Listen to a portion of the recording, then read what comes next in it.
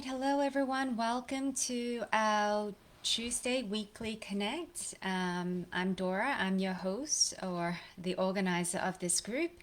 And I come on here every week, Tuesday at 9 a.m. Pacific time to do a mini training on a particular topic of the week. I'm also here to answer any questions. So if you have any questions for me, feel free to send me your questions throughout the week. And of course, you can, if you catch me live, you can definitely interact with me as well. Anyway, so this week we are talking about mind body connection.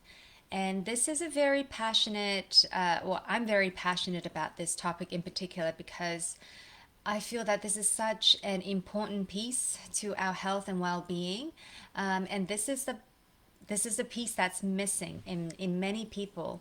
And I'm not saying that this is the sole cause of disease and all the suffering, but it does account for a lot of it, I feel. And and that I think that everything has an underlying component of I okay. Before I jump ahead, let me talk a little bit about what the issue is. Okay, so what I think the issue is. So for the longest time, we had viewed the body as separate pieces, right? And that all these different pieces come together to form us, the body. And when we think like this, it's it's almost as though we're we're like a machine, right? We can just take out one part, fix it or repair it, and then put it back, and then we can, as a whole, will still work and function as we are supposed to. But we're not machines, okay? And everything, there's an interconnectedness to it. And so even so, instead of talking about, say, the global universal sense, even if we were just talking about our individual bodies, we have different aspects of ourselves. So obviously we have the solid, tangible, physical body that we identify with. We also have our mind, right? We have our mental thoughts and thinking. We have our emotions, and we have some people call it spirit or soul. And so all of these aspects of ourselves are not separate. They work together. They influence each other, and whatever happens in one aspect, there's going to be a consequent impact or influence on all the other aspects of ourselves. And for a very long time, even the way we have been studying the body, we've been sort of taking the body into parts and studying them as separate parts. And I guess, that's sort of one way of doing it. That's how we do it scientifically. We would, dissect out certain areas, and we'll go really deep and get into the nitty gritty and all the details and complexity of that area of the body. But what we do what we run into when we do this is when we're not connecting this back to the body as a whole, then we're actually not getting an accurate picture of what we're seeing. So for the longest time, say, the physiology of the body was studied separately from the psychology, right? And so, this, it's like, well, if it's not a body thing, it's a mind thing, and it's as though these are two completely separate areas that don't communicate with each other. But that is so far from the truth. And now actually the science is actually catching up to this, and there's actually a couple of different sort of newer areas that are coming out in science that are specifically looking at the interactions between all of these different aspects. So for instance, there's the Psychoneuroimmunoendo Endocrinology. So that's a field of study where Scientists look at the interactions between your psyche, your neural and hormonal functions, and your immune responses, and how they all are tied in together, influence each other, and work together. There's also in pain studies that there's a theory that's coming out that's called the Psychobiosocial Theory, where they look at how the experience of pain is actually determined by interaction between biological, psychological, and social and cultural factors. So there are studies that are now seeing that there's integration, or there's this interconnectedness, like we said, with these aspects of ourselves which traditionally had thought to be separate, and that they didn't have anything to do with each other. And so now the science is these burgeoning fields of science studies and research are now showing for the first time just how connected we are in the scientific sense, right? But we had known this for actually thousands of years. And in fact, if you look at the ancient practices, especially the Eastern practices, say yoga, Buddhism, Taoism, and others, there is this already a knowing that we're connected. And I'm only speaking about the Eastern traditions because that's what I'm familiar with. But I'm sure that if you go back in any ancient traditions, that you will see that there's this integration of everything, right? Even in say the Aborigines in Australia, the Native Americans, Indians, and Native Indians, and so forth, that they have their sort of rituals, and they see how we are connected, how our minds and bodies are connected, and there's this very important spiritual component to it, and there's a component to connection to nature, connection with each other. And so that all of these things were important, and have been taught in the ancient teachings. And I think for a period of time when we shifted into this kind of scientific way of thinking, and thinking that this is the superior method of understanding ourselves and the world, then we kind of lost some of the other practices that were so important. But then we just kind of, because we could not explain those phenomena, we cannot see or prove that they exist, that scientifically at least, that they were considered as woo-woo, or it's not real, right? And so now I think it's so interesting because we're seeing how this disconnection, when we kind of live in our minds, which we're being taught to do now, because just see how science and technology has been evolving. We've seen great developments and advancements through the use of our intellectual minds, and this is very powerful. I mean, we're very intelligent beings, and we've achieved many great things, with our thinking minds. But having said this, we're missing out on so much when we're not utilizing. So we're not functioning as a whole. We're only functioning from a very small percentage or part of ourselves when we only focus on our thinking minds. And so, I'm really, you can tell perhaps I'm really passionate when it comes to talking about this topic, because we have to stop treating ourselves and our health as separate parts.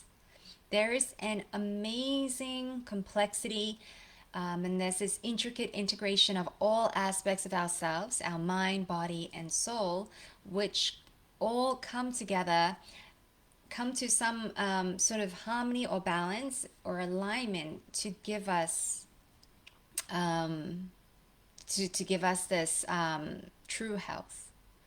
right? And so so we, like I said, we've been programmed to think of ourselves as different parts. We've been programmed to think that our thinking mind um, is the one that's in the driver's seat, and that's the mind that we should listen to. That's the mind that is rational, and all the other messages that are coming in are just sort of like, oh, they're almost like annoyances, like, oh, I have to deal with this again. That's not something that I want to deal with. I want to focus on continuing to rationalize and think and think and think. So we've even kind of maybe dismissed the importance of our gut feeling. Sometimes it's even being made fun of. It's like, well, what evidence do you have? Are you just listening to your gut, as though it's something that is inferior to our thinking minds? Whereas it's actually quite the opposite. So, um, so I believe that. So I don't think that there's one that's superior than the other. I think everything is needed, because if you take away your thinking mind, then you're not gonna be human anymore, really, right? So there are all these aspects of ourselves, and all of them are important. And I think that when we start to decide whether one thing is superior than the other, or one is more needed than the other, or there are certain areas or aspects of ourselves that we can just push away and not worry about, I think that's when we run into problem, because these things are all present and they're here, and they all make us to be the person that we are, or the species that we are. And so if they weren't important, they wouldn't be here, right? No matter how small you think it is, there's still a place for it, and it needs to be in balance with the rest of the body, with all the other aspects of yourself. And so in this day and age where we try to rationalize everything, um, in a way that's become the way we make ourselves feel better or have a sense of security. And we then stay in our minds because that's what we know to do. That's where we feel we have some sort of control, and that gives us a sense of safety. But in doing so, we have become even more and more disconnected with our bodies. And this disconnection is really is one of the reasons why there is so much suffering and disease in ourselves, and for many of us. And many of us don't see the connection, or they don't relate to their suffering or disease or ailments or symptoms to this disconnection with the body. And I think, one of the things is that we don't really value just how much information is in our body.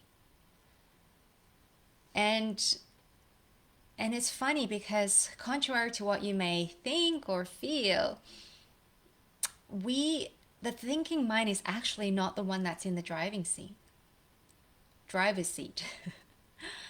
It's not the one that's actually in control, even though it feels like we are in control when we're in our thinking minds.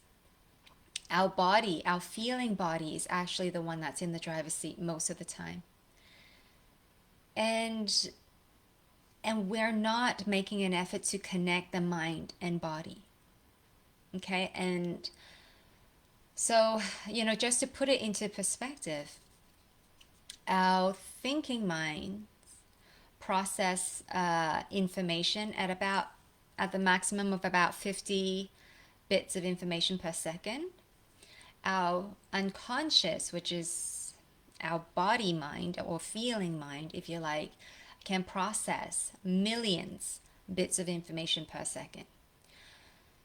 And of course, most of these messages are not conscious to us, but we're actually receiving so much more information, processing so much information in our bodies.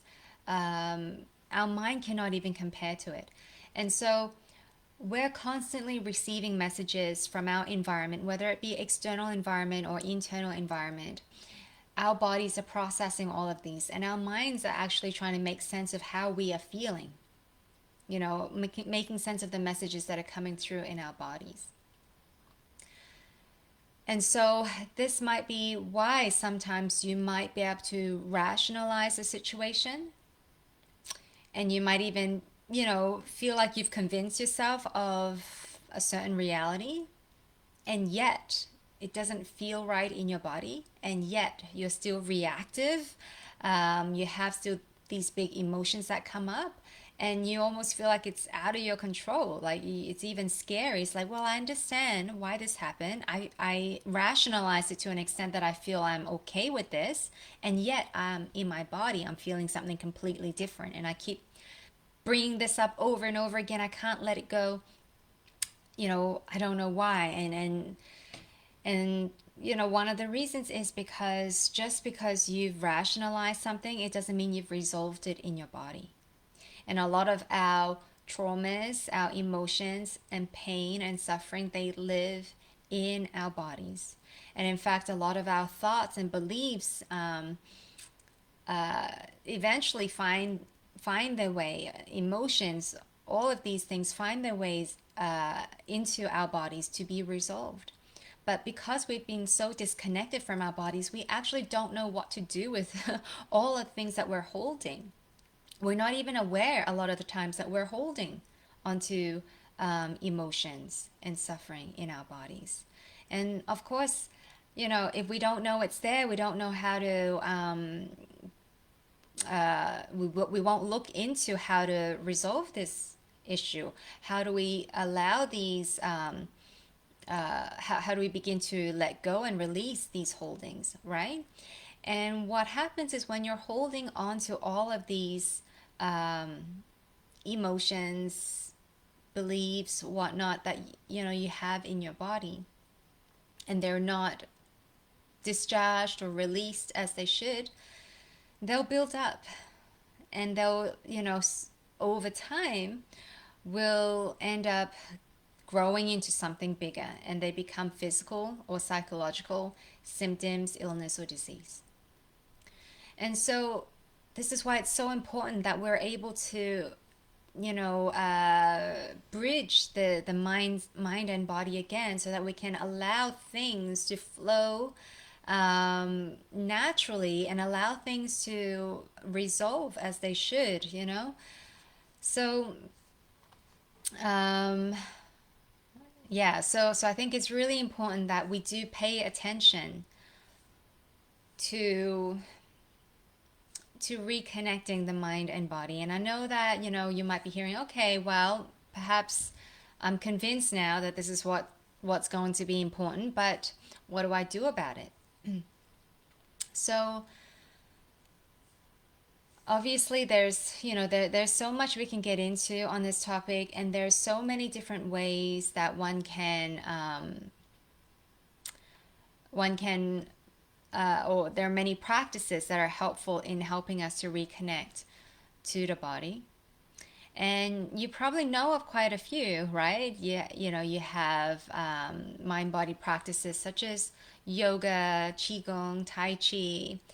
You have various sorts of meditation. You have even just going to get a massage. Just feeling the sensation in your body, just getting in touch with these sensations. Touch, hugging, giving people hugs, your family members hugs, or even yourself, just touching, giving yourself hugs. These are things that are sort of bringing your awareness back to sensations in your body. And of course, as an IRAS Yoga Nidra teacher, this is an amazing practice to help cultivating this mind-body connection. First, by just bringing attention back into your body, because this is something that we have forgotten to do, right? And so, even just a very, very simple practice of taking time, pause, and just take time out of your day to notice sensations in your body. So, okay, let's just take a few breaths here. Let's, ground, call yourself back into the body, and then take a few deep breaths and just notice. Notice what's present in your body. And there may be nothing at the beginning, especially when are quite disconnected from your body. You might feel like, I feel nothing. That's okay. Keep coming back to this practice. And then, one day you might be like, oh, I feel something, maybe a subtle movement in the body. Maybe it's tingling. Or maybe my body feels heavy today. Or maybe I sense tension in certain areas. Or maybe I feel, a bit of I don't know, like a dull pain somewhere. Or maybe I feel energized. Just checking in and just without judgment, without trying to direct it in to anywhere. It's not like I want to get to this place and I'm going to try to think myself there. No, it's just really about sitting back and just noticing and accepting what's present for you. And that could be a very beautiful practice to start cultivating this connection with your body again. So I hope this mini training was helpful to you. If you have any questions, definitely you can either message me directly or you can comment below. Next week, I actually have a free 5-day summit, which I'll be hosting. So if you haven't gotten your free tickets already, make sure you go ahead and get them. I'm interviewing over 25 amazing speakers. They're holistic practitioners from all over the world, from various modalities, which are all coming together to talk about ways to help you to de-stress. So I think that, I think you guys will really enjoy the talks. They're not just talks as to educate, which they are. There's a lot of educational materials there, but you'll also find a lot of tips and tools that you can implement right away.